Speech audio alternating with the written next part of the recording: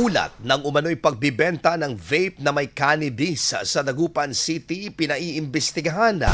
Para sa detalye ng balitang yan, kasama natin Idol Denise Brillante. 104.7 IFM Report.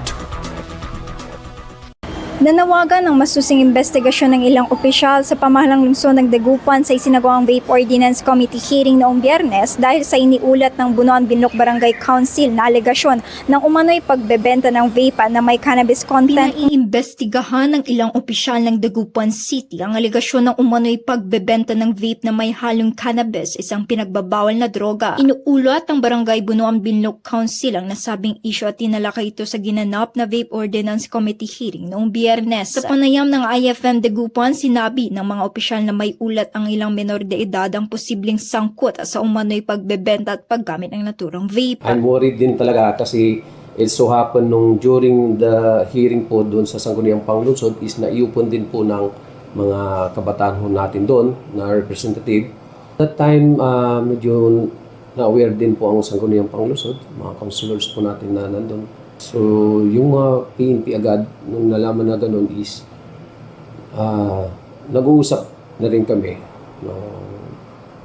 Inaalam kung saan galing. Ayon naman sa pamunuan ng SK Federation ng Lungsod, bunsod na nasabing ulat ay nakikipag-ugnayan na ang lokal na pamahalaan sa PIDEA at PNP upang magsagawa ng masusing investigasyon at mas paigtingin ang pagpapatupad ng mga umiiral na ordinansa kaugnay ng vape. Na-share po nila sa atin ito pong issue na ito sa kanila pong barangay at especially po sa school po nila mismo na nagaganap daw po ang paggamit ng mga illegal po na drugs, marijuana or cannabis or kung ano-ano man pong mga illegal. Siyempre, it is a challenge for us sa amin pong mga sanggunian kabataan dahil patuloy po nating tututukan ang mga isyong yan kasama po ang mga national government agencies po dito po sa Dagupan. Kabataan po ay pag-asa ng bayan. Huwag po nating sasayangin ang ating mga pangarap dahil lang po sa mga panandalian lang pong pag-impluwensya ng ating mga kaibigan o sa mga ibang membro po ng ating pamilya. At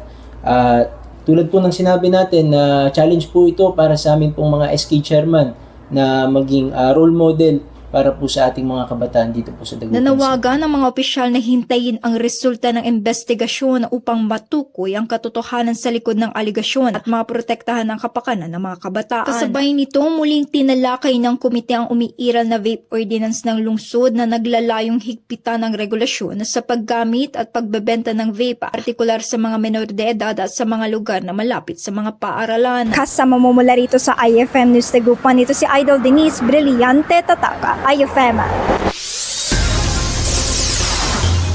Samantala, pinaigting po ng City Veterinary Office ng San Carlos City ang pagpapatupad po ng libreng anti-rabies vaccination para sa mga alagang aso at pusa bilang bahagi ng kampanya laban sa rabies at sa pag-iwas sa pagkalat ng sakit na ito.